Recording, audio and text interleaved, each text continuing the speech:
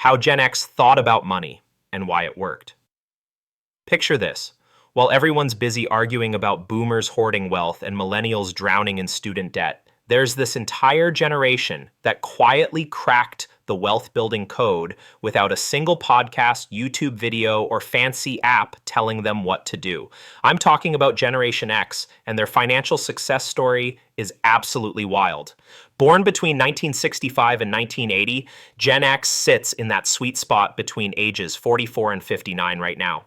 Here's the kicker. Federal Reserve data shows the median Gen X household has a net worth of $243,000. That's nearly 4 times higher than millennials and almost 8 times higher than Gen Z. They built this wealth so quietly that financial media basically forgot they existed. But here's what makes this absolutely fascinating. They didn't follow traditional financial advice. They questioned everything, trusted nothing, and somehow turned pure skepticism into their financial superpower.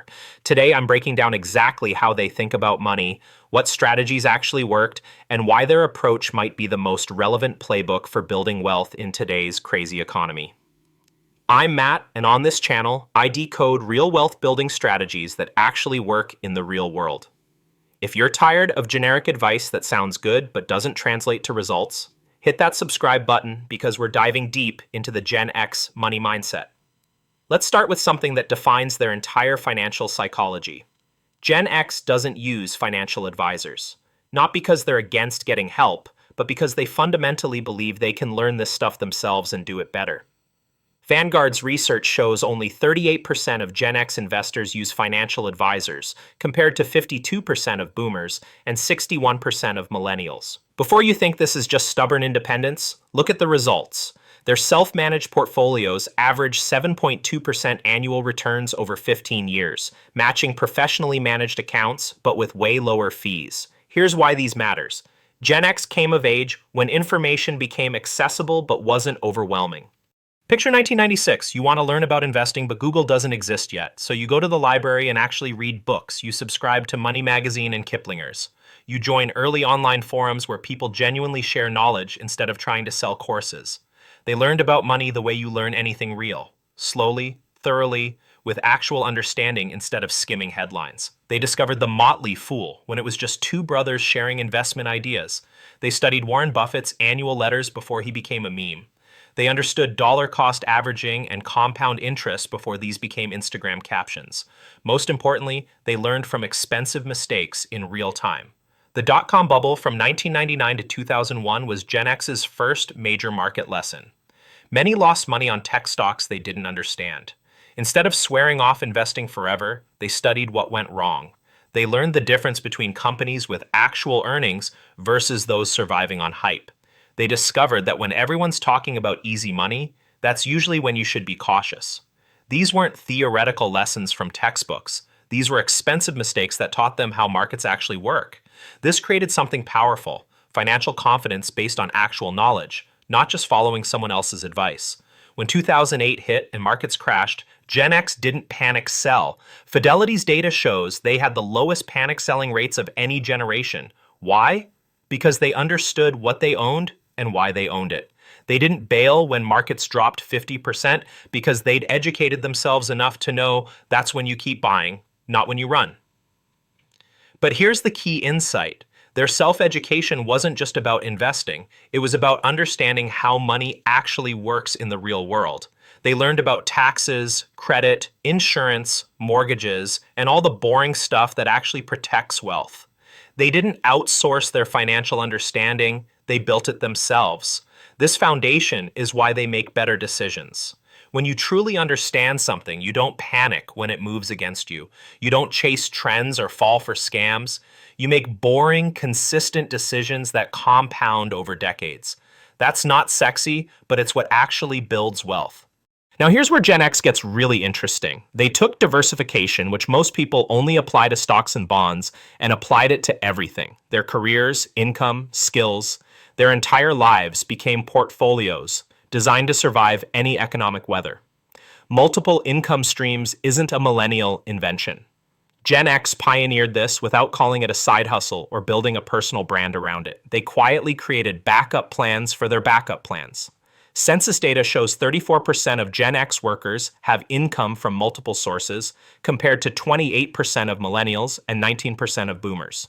The difference is in how they think about it. It's not about quitting your job to follow your passion, it's about strategic redundancy. Your main job pays bills and funds retirement. Your consulting work builds a client base. Your rental property generates passive income. Your spouse's business creates tax advantages. None of these alone replaces everything.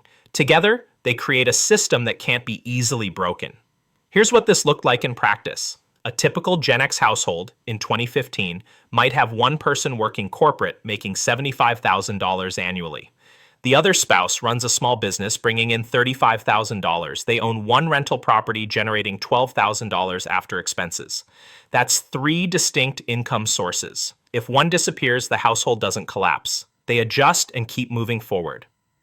This isn't complicated wealth strategy. It's practical survival planning that happens to build wealth as a side effect. During the 2008 recession, Gen X had the lowest unemployment duration of any generation. When they lost one income source, they had others to fall back on.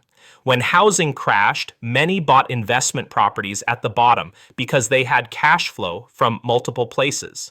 Between 2010 and 2015, while everyone was still scared from the recession, Gen X made some of the smartest financial moves in modern history.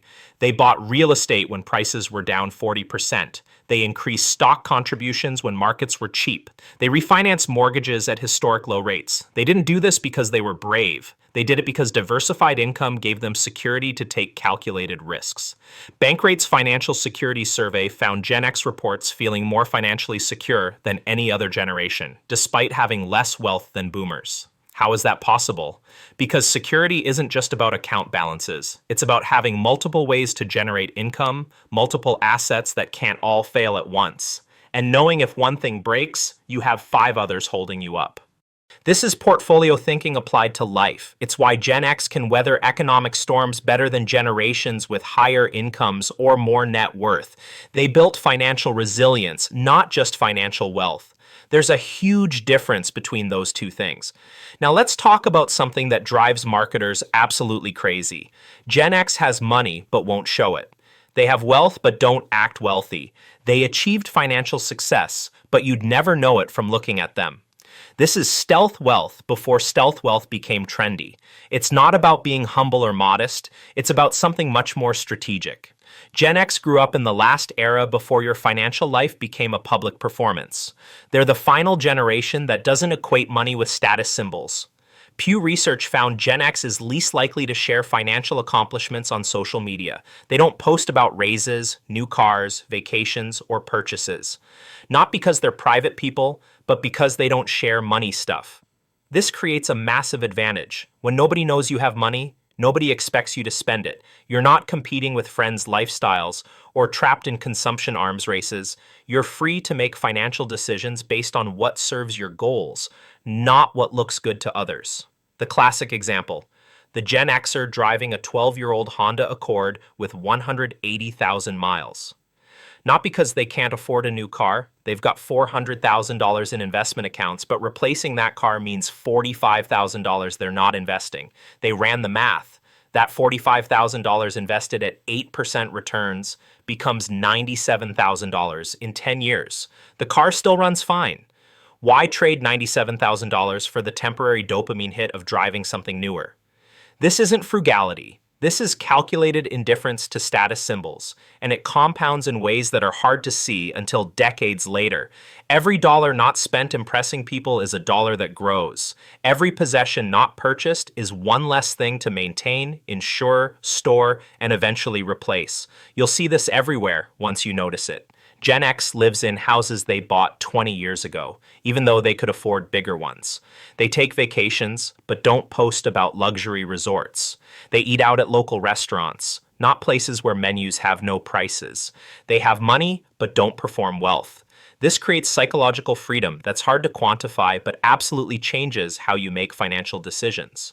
By not signaling wealth, Gen X also avoided social pressure that destroys financial progress. When friends and family don't know you have money, they don't ask to borrow it. They don't expect you to pick up tabs.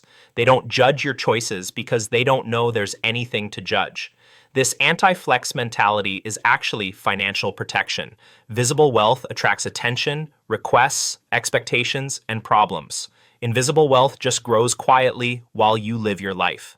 Gen X figured this out by watching what happened to people who did flex, and they decided it wasn't worth it.